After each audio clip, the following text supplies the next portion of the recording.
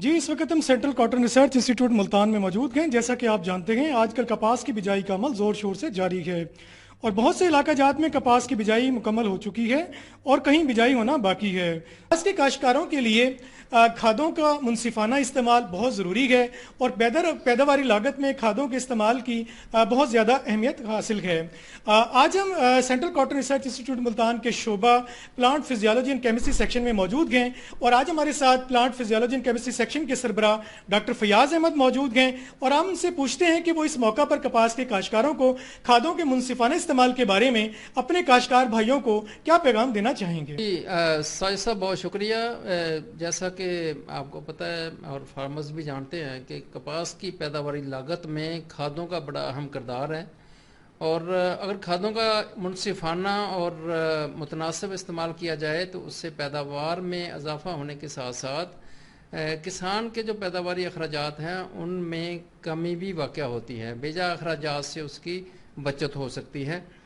तो जैसा कि आपने बताया कपास की बिजाई ज़ोरों पर है और खादों का इस्तेमाल के मुतल्लक किसानों को रहनुमाई इंतहाई ज़रूरी है। रहनुमाई के लिए खादों की सिफारिशात पेश की जाती हैं, लेकिन ये बात याद रहे कि जो खादों का इस्तेमाल है वो ज़मीन के तज्जिया की नोयत के मुताबिक करना चाहिए। ये एक जनरल रिकमेंडेशंस होती हैं, इसमें इलाके की मुनासबत से और ज़मीन की कैफियत के मुताबिक थोड़ी बहुत तब्दीली की जा सकती है।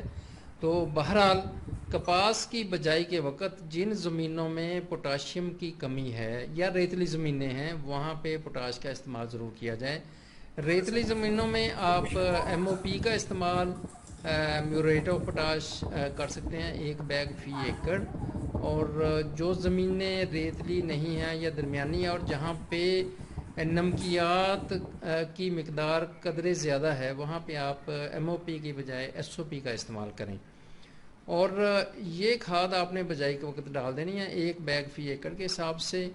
फास्फोरस का जो इस्तेमाल है, चूँकि शुरू में फास्फोरस की ज़्यादा ज़रूरत नहीं होती, तकरीबन 20 से 25 दिन के बाद पौधा फास्फोरस लेना शुरू करता है, ज़्यादा ज़रूरत उस वक्त शुरू होती है। तो बेहतर ये है कि 25 दिन की जब फसल हो जाए उस वक़्त आप DAP 1 बोरी फ़ी एकड़ के हिसाब से कपास को डालें या उसके मुतबादल जो भी TSP है या SSP है उस खाद को इस्तेमाल कर सकते हैं, NP को कर सकते हैं। और इसके बाद आपने जो यूरिया है उसको 3 से 4 हिस्सों में तकसीम करके देना है। रेतली ज़मीनों में कम से कम 4 दफ़ा यूरिया का इस्तेमाल करें, उसको मुख्तलिफ हिस्सों में तकसीम कर लें। 2 से 3 बैग फ़ी एकड़ यूरिया काफ़ी है। और इसका जो इस्तेमाल है आप 25 से 30 दिन के बाद शुरू करें और पहला हिस्सा डाल दें 30 दिन की क्रॉप पे और उसके बाद मुख्तलिफ हिस्सों में इसका इस्तेमाल किया जाए और 100 दिन से पहले खाद मुकम्मल कर लेनी चाहिए। दौरान फसल जब तकरीबन फसल की उम्र 60 दिन हो जाए उस वक़्त आप गवारा खाद की 1 बोरी या फिर अमोनियम सल्फेट जो भी मैसर हो 1 बोरी उसकी फ़ी एकड़ ज़रूर डालें, उससे फल के ऊपर बड़े अच्छे असरात पड़ते हैं।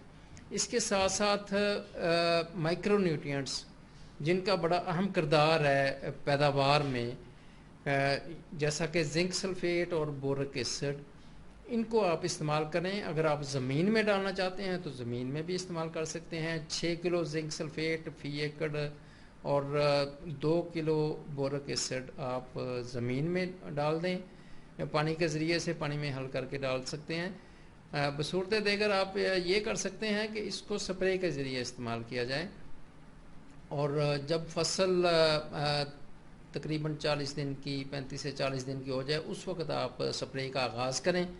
तो इसकी मिकदार 250 ग्राम फ़ी 100 लीटर पानी में हल करें।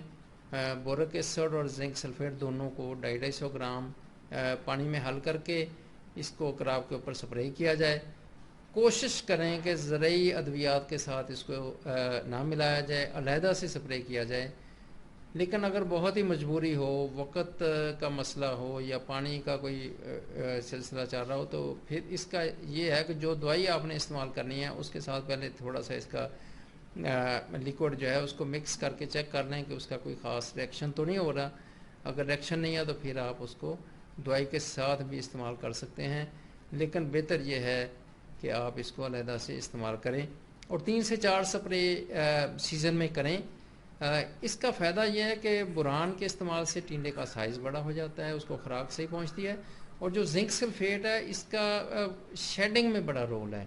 اگر زیادہ پھل گر رہا ہو، کیرا زیادہ ہو رہا ہو، تو زنک سلفیٹ کے استعمال سے ایک تو یہ کہ پھولوں کی شرح بڑھ جاتی ہے اور ساتھ ساتھ جو ہے وہ کیرا کم ہو جاتا ہے اور زیادہ ٹینڈے لگتے ہیں، زیادہ سائز ان کا بڑا ہوتا ہے.